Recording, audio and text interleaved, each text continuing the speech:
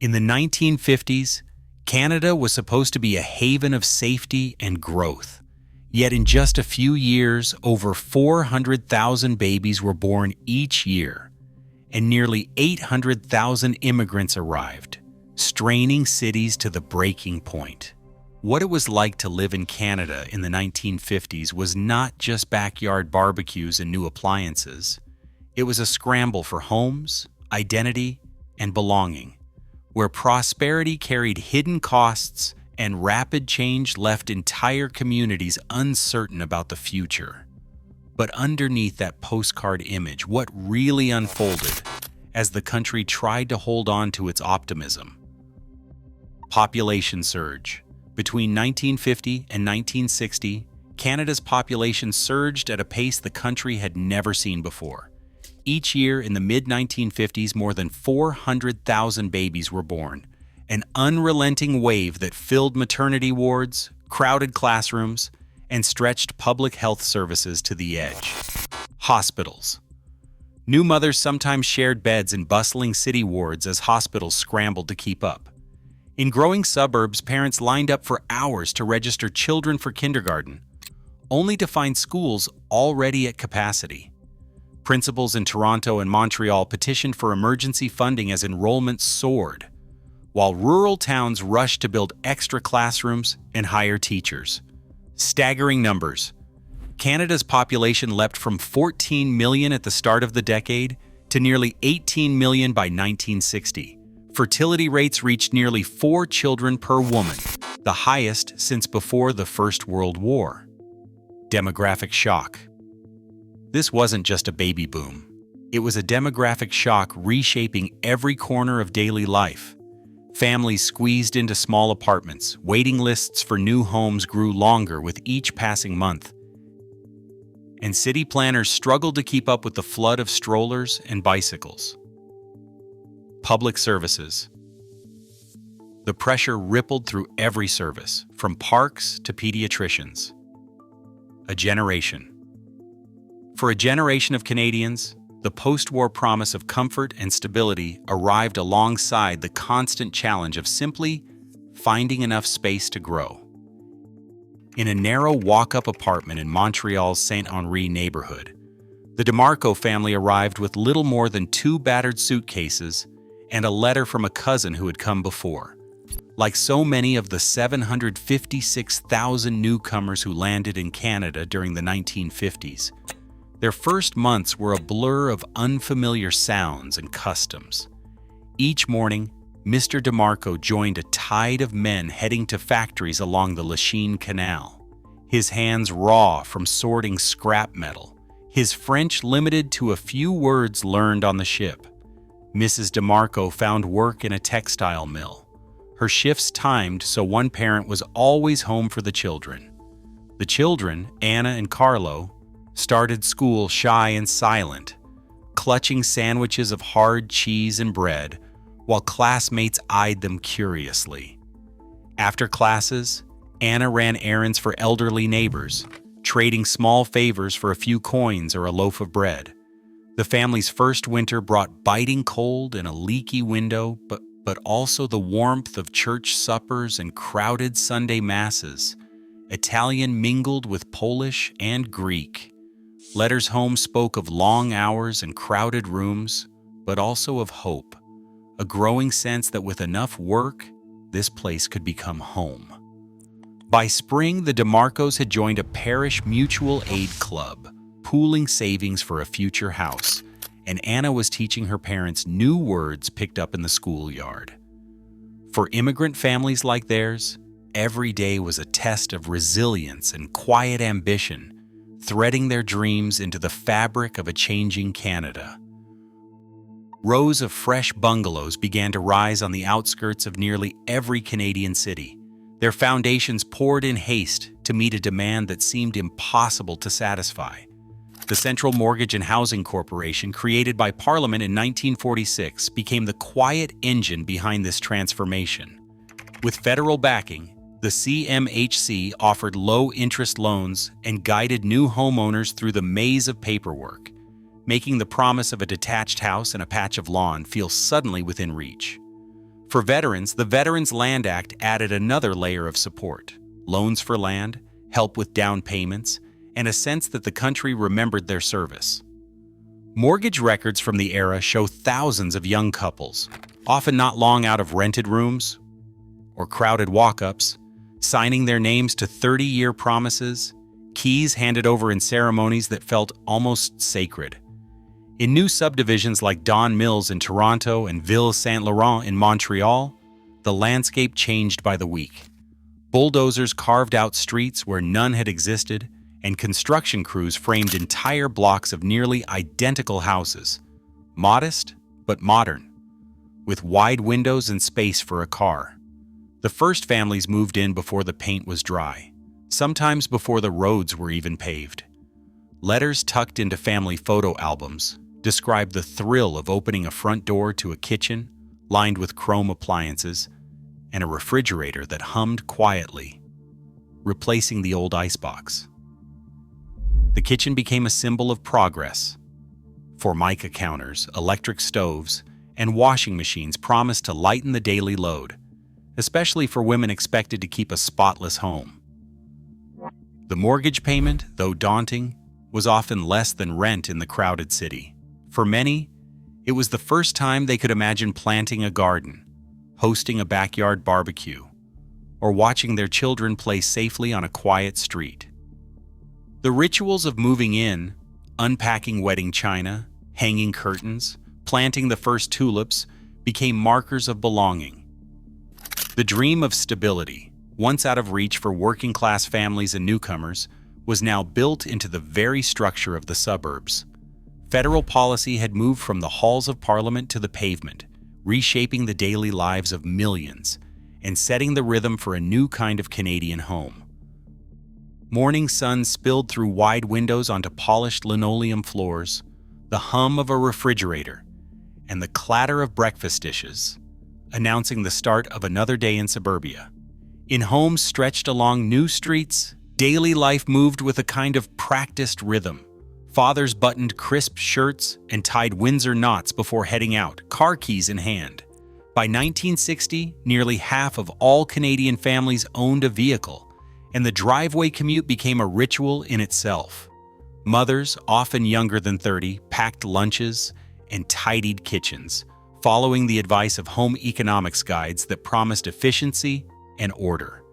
Children, hair slicked and shoes shined, hurried out the door, sometimes trailing behind a parent, sometimes racing to catch up with friends for the walk to school. Mrs. Thompson reviewed her checklist inside a modest bungalow on the edge of Toronto. Dishes washed, laundry sorted, dinner planned. By mid-morning, she joined neighbors for coffee, conversation drifting from grocery specials to the latest episode of their favorite radio serial. The arrival of television, still a novelty in many homes, was changing these routines. Evenings now revolved around the living room set, where families gathered to watch Hockey Night in Canada or American variety shows, the glow of the screen casting new shadows on familiar faces. For the Thompsons' eldest, 12-year-old Susan, the school day followed a strict pattern. At precisely 8:30, she lined up with classmates outside the red brick building, the bell signaling order and discipline. Her teacher, Miss Graham, arrived each day in a sensible skirt and sturdy shoes, her lesson plan as carefully arranged as her desk. School diaries from the era describe lessons in arithmetic, geography, and handwriting, punctuated by the recitation of God Save the Queen and the raising of the red ensign. Home economics classes taught girls how to sew a straight hem and plan a balanced meal, while boys learned woodworking and the basics of electrical repair. After school, children spilled onto quiet streets for games of hopscotch or road hockey, their laughter carrying past rows of identical houses. Mothers called them in for dinner at 6, where roast beef and mashed potatoes waited on formica tables.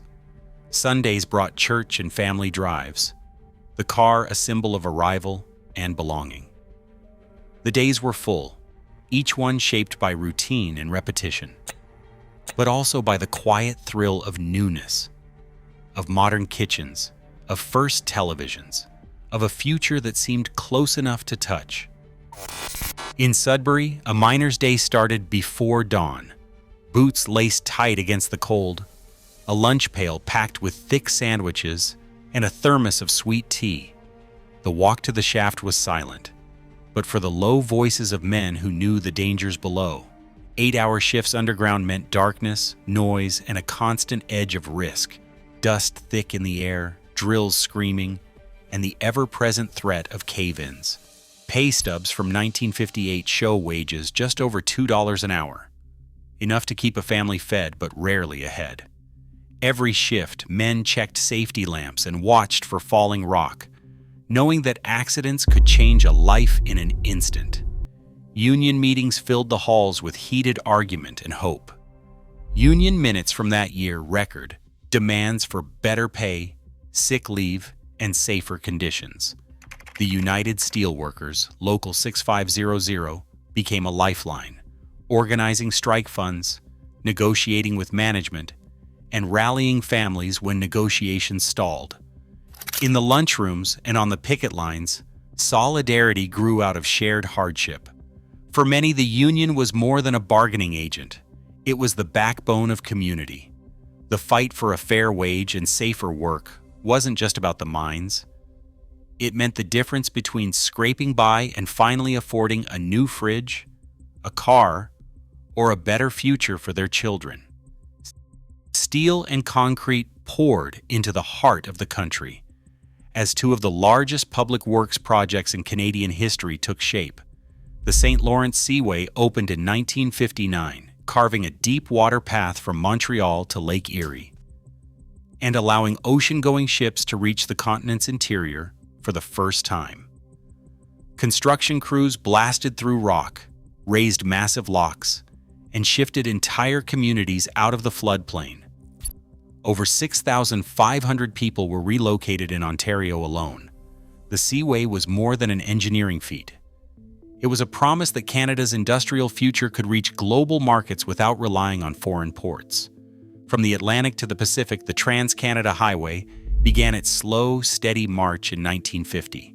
Surveyors and bulldozers cut through forests, prairies, and mountains, linking towns that had once felt worlds apart. By the end of the decade, thousands of kilometers of new road connected families, businesses, and cultures, shrinking the vast distances that defined the Canadian experience.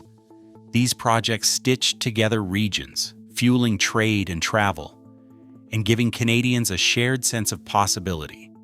The country was no longer a patchwork of isolated communities. It was becoming a connected nation.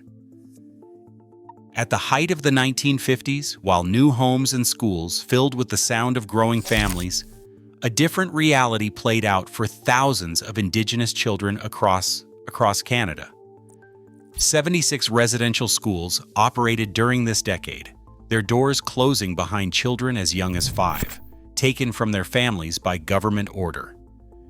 In the records of the Truth and Reconciliation Commission, survivors recall the journey, long train rides, the sharp smell of disinfectant, the silence of siblings forbidden to speak to one another. The schools enforced English or French, punishing children for speaking their own languages. Days began before sunrise with chores, scrubbing floors, peeling potatoes, tending fields, work that replaced real learning.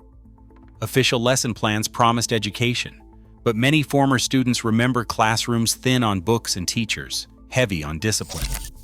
Strappings, solitary confinement, and public humiliation were routine. Letters home were censored or never sent. Some children ran away, braving cold and hunger to try to return to their parents. Many did not make it. Health records show outbreaks of tuberculosis and influenza spreading unchecked in crowded dormitories, with malnutrition and untreated illness claiming lives. The trauma of separation and abuse did not end with the school bell. It followed children back to their communities, leaving families struggling to reconnect and traditions fractured. Testimonies from survivors speak of lost languages, lost names, and the pain of returning home unable to speak with grandparents. In the prairies, in the north, In small towns and reserves, the story repeated, children taken, families left behind, a generation shaped by forced assimilation. The scars of those years run deep, carried in memory and in silence, a stark reminder that the promise of the 1950s was not shared equally. These wounds, documented in government files and survivor voices, remain part of Canada's living history, challenging the comfort of nostalgia with the reality of what was lost. Sirens wailed through city streets, echoing across playgrounds and schoolyards as children scrambled beneath their desks.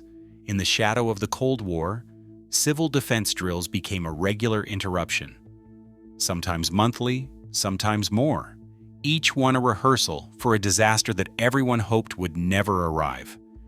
Teachers read from government-issued pamphlets instructing students to crouch low, cover their heads, and wait for the all-clear. In classrooms from Halifax to Vancouver, the ritual was the same, fluorescent lights flickering, the scrape of chairs, the uneasy silence as children wondered if the threat was real. Parents listened to radio bulletins about fallout shelters and atomic preparedness, while city officials coordinated annual exercises, their efforts as much about calming nerves as about genuine safety. The mood of the decade, so often defined by progress and promise, cracked in February 1959. That month, the federal government announced the abrupt cancellation of the Avro Aero, Canada's ambitious supersonic jet project. Engineers and workers at the Avro plant in Malton, Ontario, gathered in stunned silence as the news spread. The Aero had represented more than aerospace innovation. It was a symbol of national pride, a promise that Canada could stand shoulder to shoulder with the world's superpowers. In its wake, more than 14,000 workers lost their jobs overnight. Newspapers printed photos of unfinished aircraft lined up on the tarmac, destined for the scrapyard. Diaries from Avro engineers recorded a sense of betrayal, the end of a dream that had once seemed limitless. In Parliament, Prime Minister John Diefenbaker defended the decision, citing costs and the changing nature of warfare. But the fallout lingered.